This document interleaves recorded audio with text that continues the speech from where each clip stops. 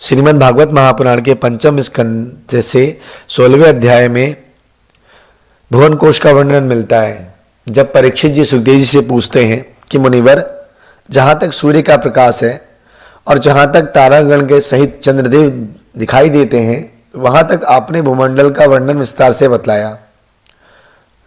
उसमें भी आपने बताया कि महाराज प्रियव्रत के रथ के पहियों की 7 कीलों से 7 समुद्र बन गए, जिनके कारण इस भूमंडल में 7 द्वीपों का विभाग हुआ।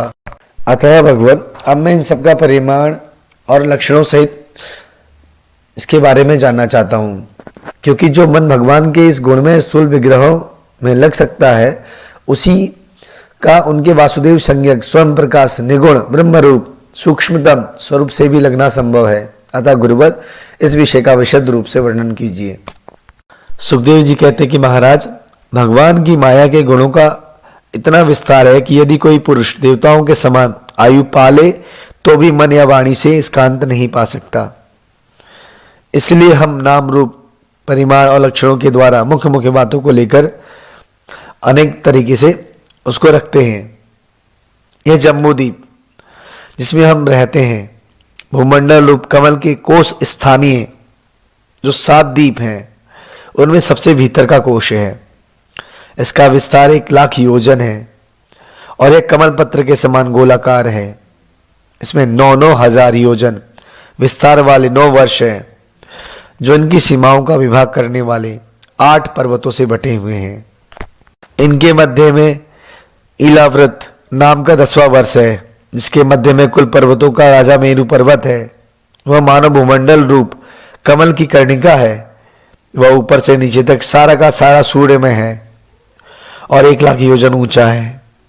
उसका विस्तार शिखर पर 32,000 और तलेटी में 16,000 योजन है तथा 16,000 योजन ही वह भूमि के भीतर घुसा हुआ है, अर्थात भूमि के बाहर उसकी ऊंचाई 84,000 योजन है। इलाव्रत के उत्तर में क्रमशः नील, श्वेत और श्रृंगवान नाम के 3 पर्वत हैं, जो रम्यक, हिरण्यमय और कुरु नाम के वर्षों की सीमा बांधते हैं। वे पूर्व से पश्चिम तक खारे पानी के समुद्र तक फैले हुए हैं। उनमें से प्रत्येक की चौड़ाई 2,000 योजन है तथा लंबाई पहले की अपेक्षा पिछला क्रमशः 10 मान से कुछ अधिक कम। चौड़ाई और ऊंचाई तो सभी की समान है। इसी प्रकार इलाव्रत के दक्षिण की ओर एक के बाद एक निषद, हेमकूट, हिमालय नाम के 3 पर्वत हैं। नीलादि पर्वतों के समान ये भी पश्चिम की ओर फैले हुए हैं। 10-10 हजार योजन ऊंचे हैं। हरिवर्ष, किमपुरुष और भारतवर्ष की सीमाओं का विभाग होता है। इलाव्रत के पूर्व पश्चिम की ओर उत्तर में नील पर्वत, दक्षिण में निषद पर्वत फैले हुए हैं। गंधमादन और माल्यवान नामक के 2 पर्वत हैं। इनकी चौड़ाई 2-2 हजार योजन और ये भद्राश्व और केतुमल नामक 2 वर्षों की सीमा निश्चित करते हैं। इनके सिवा मंदर, मेरु मंदर, शुपार्श और कुमुद, ये 4-10 हजार योजन ऊंचे इतने ही चौड़े पर्वत हैं। इन चारों के ऊपर इनकी ध्वजाओं के समान क्रमशः आम, जामुन, कदम बर के 4 पेड़ हैं। इनमें से प्रत्येक 11 योजन ऊंचा है और इतना ही इनकी शाखाओं का विस्तार है। इनकी मोटाई 100 योजन है। भरत श्रेष्ठ, इन पर्वतों पर 4 सरोवर हैं, जो क्रमशः दूध, मधु, ईख के रस और मीठे जल से भरे हुए हैं। का सेवन करने वाले यक्ष, किन्नर आदि उपदेवों को स्वभाव से योग सिद्धियां प्राप्त होती हैं। इन पर क्रमशः नंदन, चैत्रथ, वैभ्राजक और सर्वतोव्रत नाम के 4 दिव्य उपवन भी हैं। इनमें प्रधान देवगण अनेकों सुंदरियों के नायक बनकर शाश्वत विहार करते हैं। उस समय गंधर्वादि उपदेवगण इनकी महिमा का बखान किया करते हैं। मंदराचल की गोद में 11,000 योजन ऊंचा देवताओं का आम्र वृक्ष है।